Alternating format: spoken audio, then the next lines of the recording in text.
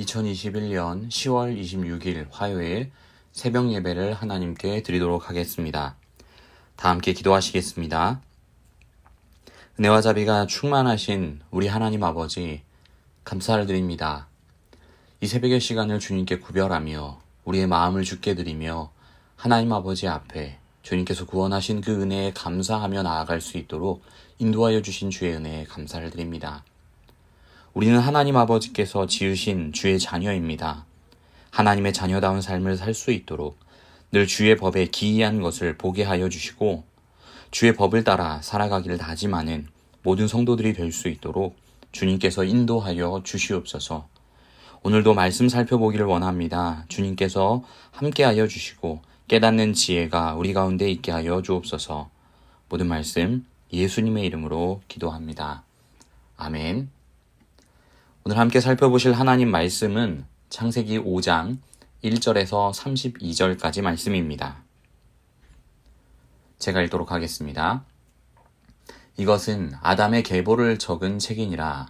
하나님이 사람을 창조하실 때에 하나님의 모양대로 지으시되 남자와 여자를 창조하셨고 그들이 창조되던 날에 하나님이 그들에게 복을 주시고 그들의 이름을 사람이라 일컬으셨더라. 아담은 130세에 자기의 모양, 곧 자기의 형상과 같은 아들을 낳아 이름을 셋이라 하였고 아담은 셋을 낳은 후 800년을 지내며 자녀들을 낳았으며 그는 930세를 살고 죽었더라. 셋은 105세에 에노스를 낳았고 에노스를 낳은 후 807년을 지내며 자녀들을 낳았으며 그는 912세를 살고 죽었더라. 에노스는 90세에 게난을 낳았고 게난을 낳은 후 815년을 지내며 자녀들을 낳았으며 그는 905세를 살고 죽었더라. 게난은 70세에 마할랄레를 낳았고 마할랄레를 낳은 후 840년을 지내며 자녀들을 낳았으며 그는 910세를 살고 죽었더라. 마할랄렐은 65세에 야렛을 낳았고 야렛을 낳은 후 830년을 지내며 자녀를 낳았으며 그는 895세를 살고 죽었더라. 야렛은 162세에 에녹을 낳았고 에녹을 낳은 후 800년을 지내며 자녀들을 낳았으며 그는 962세를 살고 죽었더라. 에녹은 65세에 무드셀라를 낳았고 무드셀라를 낳은 후 300년을 하나님과 동행하며 자녀들을 낳았으며 그는 365세를 살았더라. 에녹이 하나님과 동행하더니 하나님이 그를 데려가심으로 세상에 있지 아니하였더라.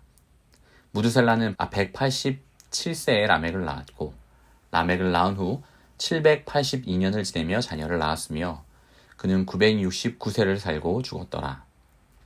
라멕은 180세의 아들을 낳고 이름을 노아라 하여 이르되 여호와께서 땅을 저주하심으로 수고롭게 일하는 우리를 이 아들이 안위하리라 하였더라. 라멕은 노아를 낳은 후 595년을 지내며 자녀를 낳았으며 그는 777세를 살고 죽었더라. 노아는 500세 된 후에 셈과 함과 야벳을 낳았더라. 아멘. 성도 여러분, 성경 일독을 목표로 하면서 창세기부터 성경을 읽다 보면 큰 장애물을 만나게 됩니다. 매일 정해놓은 분량의 성경을 읽는 것도 쉽지 않지만 바쁜 삶의 시간 속에서 하나님과 교제하는 시간, 짬을 내는 것이 정말로 어려운 일들입니다. 또한 성경의 내용 안에서는 그 안에서 만나는 큰 장애라고 하는 것은 성경 내용 가운데 나타나는 수많은 이름들, 족보를 넘어서 민수기에 이르면 이스라엘 백성들의 숫자를 세는 것에서부터 레위기에 이르러 각종 제사의 방법들이 기록된 말씀까지 정말 반복되는 말씀들을 읽는 것이 성경을 읽어내려가는 데 있어 큰 산처럼 느껴질 때가 있습니다. 그렇게 큰 산처럼 느껴지는 계보와 족보, 그것이 오늘 우리가 함께 읽은 창세기 5장의 읽은 본문에도 가득합니다. 다소 지루하게 느껴질 수도 있는 오늘 말씀을 통해서 하나님께서 이 족보 안에 있는 말씀들을 통하여 우리에게 하고자 하시는 바가 무엇인지, 말씀하고자 하시는 바가 무엇인지 함께 이해하기를 원합니다. 창세기 5장에 아담의 계보를 살펴보면 그 계보가 다른 족보와는 다른 특징을 가지고 있음을 발견하게 됩니다. 족보를 기록함에 있어서 그 시작이 하나님의 창조로부터 시작되고 있습니다. 1절과 2절을 살펴보시면 하나님이 사람을 창조하실 때 사람을 어떻게 지으셨는지, 무엇을 허락해 주셨는지를 다시 언급하고 있습니다. 아담이 하나님의 형상과 모양대로 지음받았고, 하나님은 남자와 여자를 구분하여 창조하셨으며 하나님께서 그들에게 복을 주셨다는 내용이 이어지고 있습니다. 또한 3절의 말씀에서는 아담이 130세에 자기의 모양, 곧 자기의 형상과 같은 아들을 낳아 셋이라 이름하였다고 기록하고 있지요.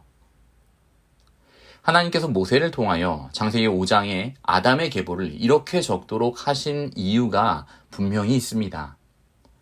아담이 하나님의 형상대로 창조됨 같이 그의 아들, 아담의 아들 셋 또한 하나님의 형상을 닮은 아담의 모양대로 태어나게 되었음이 강조되고 있는 것입니다.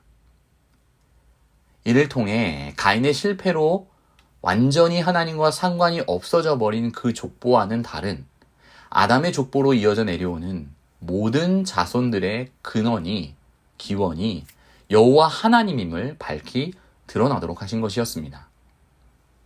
또한 아담의 족보는 하나님께서 죄인들을 징계하신 바와 같이 영원히 살지 못하고 죽게 되는 인간의 비참함 또한 보여줍니다. 아담으로부터 셋, 에노스, 게난 이후의 족보에 기록된 모든 사람들은 하나님께서 정하신 대로 그 죽음을 피하지 못했습니다.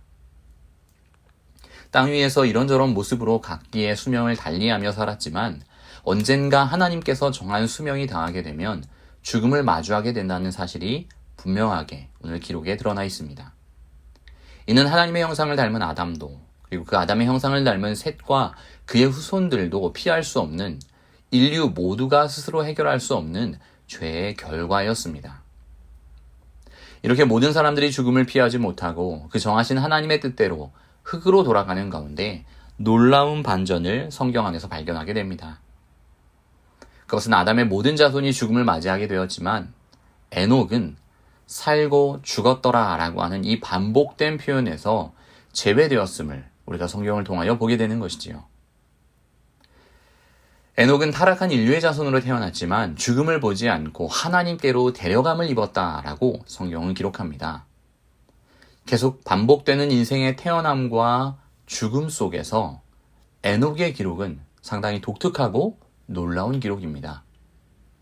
죽음을 피했다라고 하는 결과 때문이 아니라 그가 하나님과 동행했다고 성경에서 공인하고 있기 때문입니다.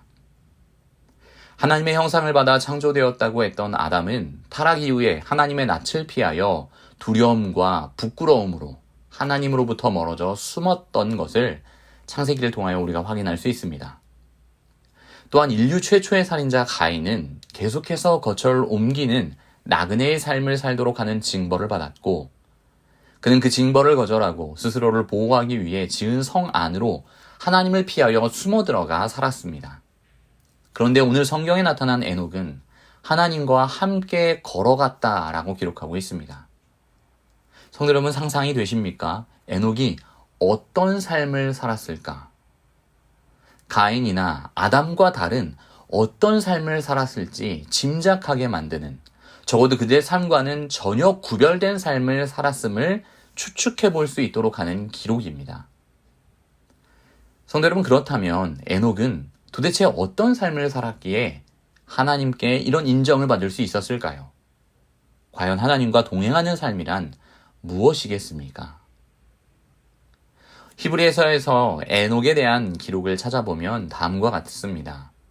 히브리서 11장 5절에 믿음으로 에녹은 죽음을 보지 않고 옮겨졌으니 하나님이 그를 옮기심으로 다시 보이지 아니하였느니라.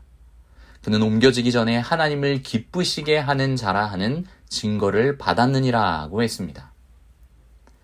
이어진 히브리서 11장 6절은 하나님을 기쁘시게 하는 삶, 동행하는 삶에 대하여 증언하고 있습니다. 삶의 모든 순간에 하나님께 나아가며 그와 반드시 함께 하시는 분이심을 확신하며 늘 좋은 것을 주시며 상 주시는 이심을 믿는 것이야말로 이 하나님과 동행하는 삶이다 라고 성경은 기록하고 있는 것이지요. 에녹이 이런 인정을 받았기에 하나님과 동행하며 그와 함께 삶 속에 계시는 그 하나님을 인식하고 고백하며 살았기에 그는 인류가 해결하지 못한 사망을 피해 하나님께 들려 올라가게 되었던 것입니다. 사랑하는 서문호교회 성도 여러분, 오늘 말씀을 통해 우리가 주목하기 원하는 것은 이것입니다. 아담이 하나님의 형상을 닮은 자이듯 의로운 자손, 예수 그리스도를 통해 하나님의 자녀가 된 우리 또한 하나님의 형상을 닮은 자들이라는 사실입니다. 두 번째로, 비록 죽음이라는 필연적인 죄의 결과를 피할 수 있는 사람들이 아무도 없지만 오늘 아담의 족보에 등장한 에녹의 삶 속에서 우리가 희망을 발견할 수 있다라는 사실입니다. 우리가 하나님과 동행하는 삶을 살 때에 우리 삶의 모든 순간에 하나님이 계심을 인정하고 하나님께서 우리의 삶을 주관하시는 아버지이시며 그가 늘 좋은 것으로 채우시는 분이심을 믿고 의지할 때 하나님께서 우리의 삶을 기쁘게 여기신다는 사실입니다. 하나님과 동행하는 삶을 살아가는 가운데 하나님께서 죄와 사망의 권세를 이기게 하신다라는 사실이 오늘 성경의 교훈인 것이지요. 성도 여러분, 우리가 간절히 원하는 것은 우리의 오늘의 삶 또한 하나님과 동행하는 삶이기를 원합니다. 우리 각 개인의 욕심과 판단으로 하나님의 뜻과 전혀 상관없는 길을 걷지 않기를 원합니다. 하나님의 생각보다 앞서 걷지 않기를 원합니다. 늘 우리의 우편에서 도우시는 자비로우신 하나님과 동행하는 기쁨을 누리는 저와 여러분들이 되기를 간절히 축원합니다. 아멘. 이 시간에 기도하겠습니다. 사랑이 많으신 하나님, 감사합니다. 오늘 아담의 족보를 통하여 인간이 그 죄의 결과인 죽음을 도무지 피할 수 없는 죄인들임을 깨닫게 하시니 감사합니다.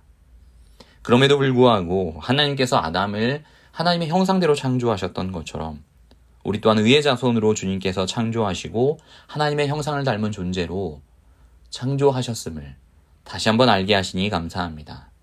그 사실의 위로를 얻고 우리가 다시 태초에 하나님과 교제하였던 아담의 모습으로 회복되어야 함을 인식할 수 있도록 도와주옵소서.